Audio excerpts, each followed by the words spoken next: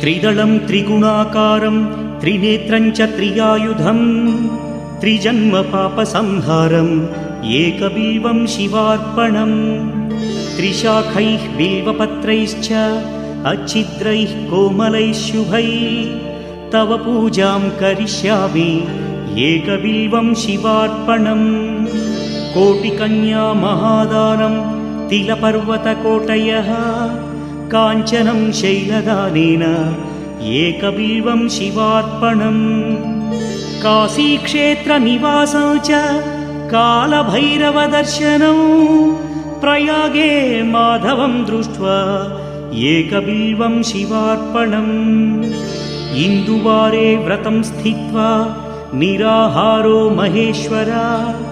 नक्तं हौष्यामि देवेश एकबिल्वं शिवार्पणम्।